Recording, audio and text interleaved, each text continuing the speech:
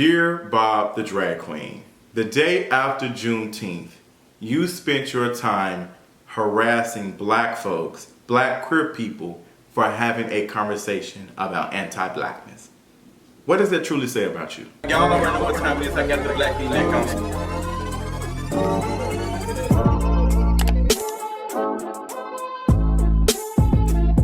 What's going on, you all? You can already tell by the tone and the title what this video is about to give. It's been a minute since I've had one of these conversations in this type of tone, and I really am feeling honestly bad for Bob the Drag Queen, and I hope he's watching this. I hope Bob the Drag Queen is paying attention to this, because the last few weeks we have seen Bob really spiral in this conversation about anti-blackness. And I think a lot of people in the beginning were, giving some grace to Bob and the black drag queens that were called out, like, hey, let's have a conversation about it. This is Pride Month. This is black queer folks having a conversation in-house.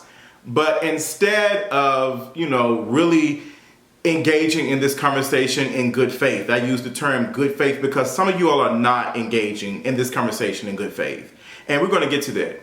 And instead of engaging and having a conversation, you all have sick, y'all white fans, y'all non-black fans on black queer folks. You have your fans harassing me for a conversation in-house. It's so bad that you did a Zoom last night and had to tell your white audience not to watch the video, and they still watched it. And now they're making fake pages harassing black queer folks. Like the day after Juneteenth. Like the irony. So this conversation started from the Colorist page on Twitter, which I think, I don't care what anyone says, the Colorist page is one of the most iconic accounts I have seen on Twitter in a minute. The way they have moved this conversation is very telling. We have never had a national conversation about anti-blackness in RuPaul's Drag Race fan. Like, we've never had a conversation to this magnitude. The conversation has always just been, don't send hate to the queens. The white queens are harassing the black queens. It's always been a conversation about the fans, the white fans, because majority of RuPaul's Drag Race fans are white. And we're gonna get into that conversation too. A lot of these fans have been harassing black drag queens on RuPaul's Drag Race for things that their white drag queens have done and nobody has said anything about it. The way that a lot of these black drag queens have to participate in minstrel show to get white folks to laugh is very telling. Matter of fact, I was in a space the other night and someone made a good point and said that LaLa Ri hasn't won any challenge throughout this whole season of All Stars. The only time that she won is when she played the black ghetto security guard that does bootlegging and all the other stuff. We've seen that trope. We've seen that consistently. Honestly, we went from you got she-mail to you already had yours. I mean, girl, it's the same stuff. It's the same thing. And who is watching and who is laughing? Who gets to laugh? A lot of white people get to laugh at this type of comedy because they love minstrel shows have not stopped. They have updated and upgraded to new forms of minstrel shows. And that's something that we've been talking about, something I've been talking about. But the Colorist page tweeting that a lot of the black queens on RuPaul's Drag Race have white partners brought these girls so much anger, like they were so upset. The page never did call them out individually. They just said, hey, I'm noticing that a lot of the black drag queens on RuPaul's Drag Race, and I keep having to reiterate on RuPaul's Drag Race, because there are a lot of black drag queens who are not on RuPaul's Drag Race, who do have black partners, who are in spaces with black folks, and do not have the questions and the conversations about their blackness like you all do. Because y'all do this specific thing whenever we have a conversation about some of the things that y'all participate in that we're challenging your blackness. No, girl, you think that your blackness is questionable. That's something that's already in your mind. We can't erase that from you because you already feel that something is off Why do I want to be around white people? Why do I feel most comfortable around white people? And it's not that black folks are more homophobic and they're more aggressive and all of these things. It's just you desire whiteness. Point blank, period. Stop trying to put this on black folks and saying that black folks make you feel uncomfortable, they're bullied. White people do the same thing, which brings me back to the point I said in the beginning. There has had to be a conversation over the last couple of years, even on the reunions, about how the black drag queens are treated by the white fans on RuPaul's Drag Race. They literally talked about it last season. They literally had a conversation about it last season. So I am confused at how you all consistently say that black men are more dangerous or more violent and all these things, and black folks are doing this and more homophobic and femphobic, when the majority of the attack that y'all have received on RuPaul's Drag Race when y'all are on there are from white fans. Hello? Hello. Not even just that, the No Fats, No Femmes was started by white gays. Hello? Like, y'all are having conversations and they're very, very surface. And they're very surface because at the end of the day, you're not interested in unpacking why the last 10 of your boyfriends have been white. You all don't even understand the difference between race and ethnicity. You all are not willing to do the actual work because that would mean that you have to challenge yourself. So it's very surface. Yes, anybody at this point can point out racism. Anybody can point out that this is wrong. But what work are you doing internally to combat and unpack your own internalized anti-blackness? And this work for all of us across the board. None of us is exempt from that. We live in an anti-black world. But you do not get to be the person, the black chosen person to speak on race and all these things and be put up on a pedestal like you are the main person that understands racism when we are seeing that you are perpetuating racist things. Like, yes, you are not responsible for racism, but you thinking that race play is funny, you thinking that that was funny, like you making a joke, is disgusting. And the nerve of you to feel some type of way by me saying the N-word in community with black folks, that you are more appalled, like this is problematic.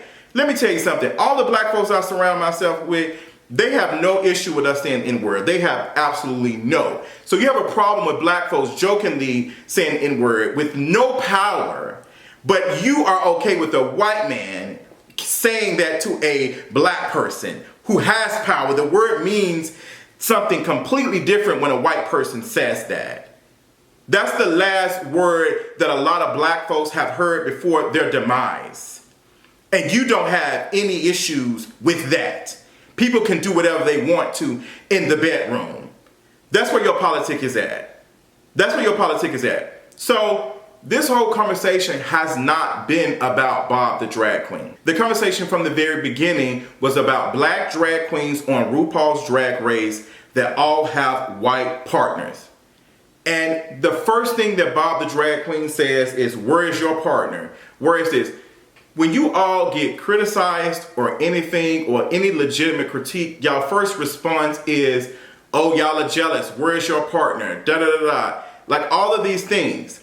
You even did that to me last night in the Zoom. Let's have a conversation about it. So Bob the drag queen did a Zoom and he asked his white fans not to participate in it. He said this was a family meeting, in-house conversation with just black folks. Now, to me, that's not enough because a lot of folks like have these identities, but we do not have the same politic. I am not in community with some of y'all because the fact that some of you all still believe in black on black crime is very, very telling.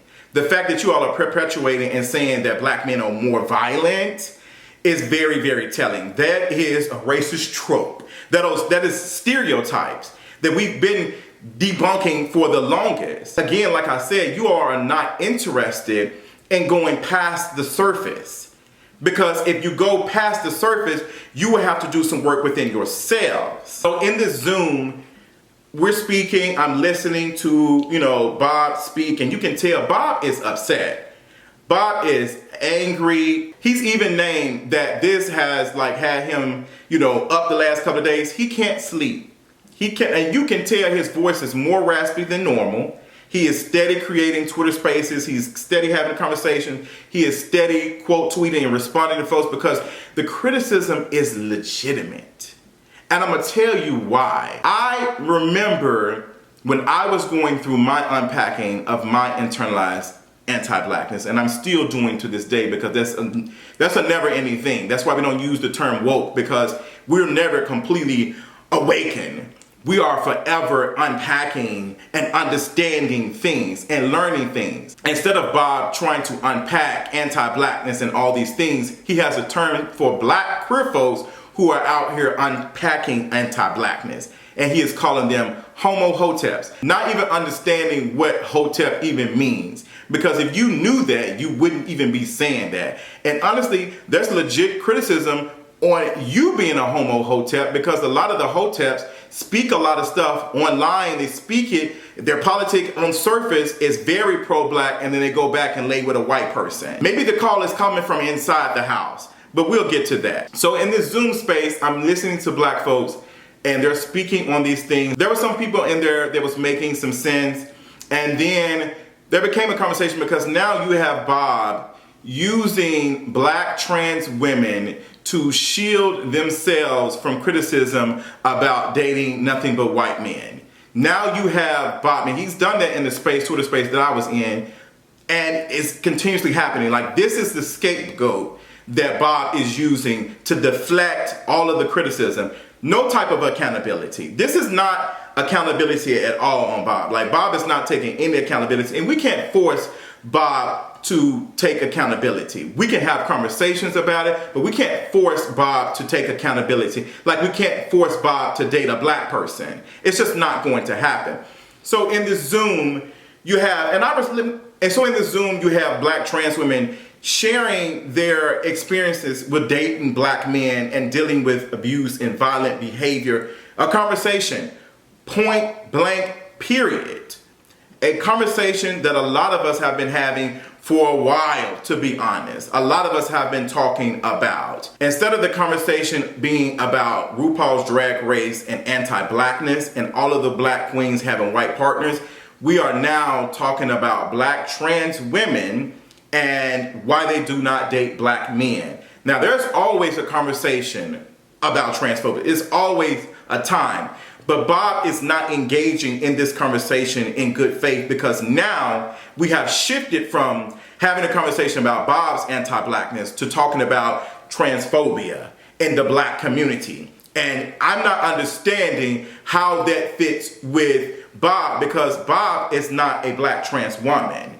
So I'm not understanding, and to my knowledge, I've never seen Bob date a black trans woman. So I'm not understanding how you are using this as a conversation to tie into why you have not dated black men, why we've not seen you date black men.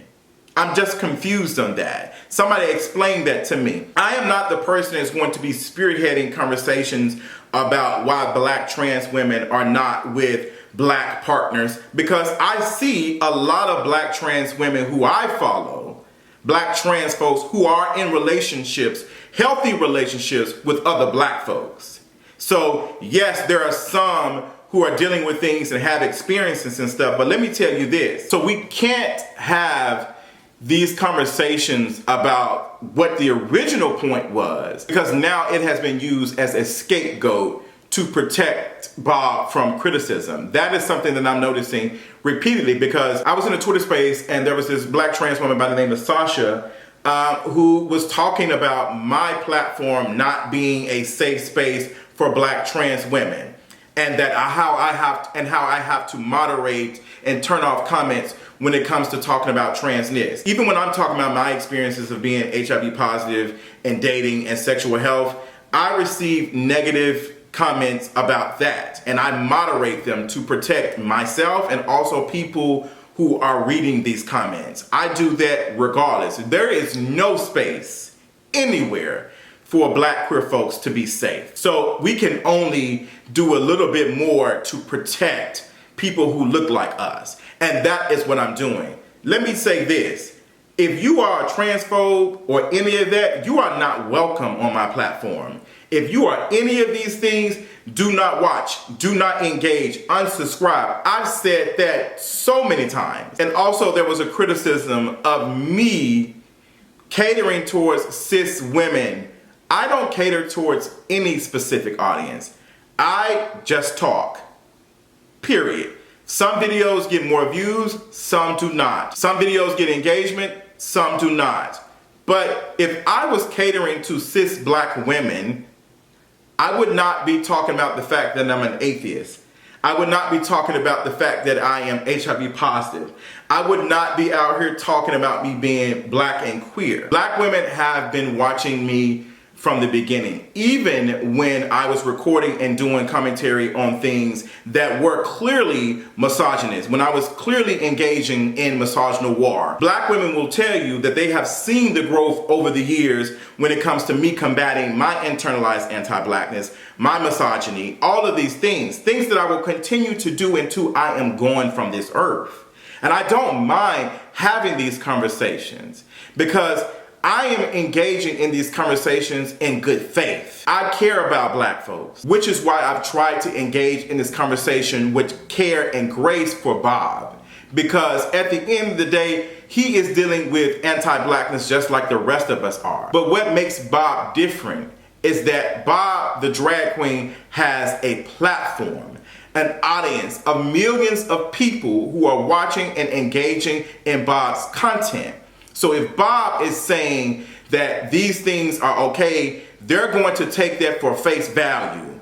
They're going to take that for face value and move on with it. Now, I can't say that Bob is responsible for anti-blackness, but you are most definitely perpetuating it. Anytime you are on a platform and you're laughing and joking about race play, that is perpetuating anti-blackness. And you should know better, because you have been the person who's been tapped several times to speak on racism and anti-blackness. And honestly, you have made white people feel comfortable when talking about it. Your content honestly gives dear white people. It doesn't go far enough. Your politic begins and ends with, I'm still with her, we should have voted for Hillary and we wouldn't have been in this mess. All of us have moved past that. A lot of folks have been beyond that even before the 2016 election. It didn't take the uprisings in 2020 for a lot of folks to be radical. People had already been speaking on it. So much to the point that on some of the platforms that I have been on, we have spoken about how Black Lives Matter will come and it will go. Where are we at right now, 3 years after the uprisings, and the support for Black Lives Matter, defunding the police, all that has went down? Because all of the things were performative. It wasn't going beyond performance. And that's the conversation. Speaking of performance, I want to talk about the criticism that was levied against me in the Zoom with Bob about me being cool with Todrick Hall. People know I have been doing videos about things like this since 2016, 2017, period. I did a video calling out Todrick Hall a long time ago, even talked about him several times on the podcast For the Culture, period. I have been critiquing Todrick and his content and how it was a minstrel show and how a lot of the things that we were seeing were anti-black. I even wrote a whole article about it detailing Todrick Hall having black folks fight over fried chicken and watermelon in one of his skits.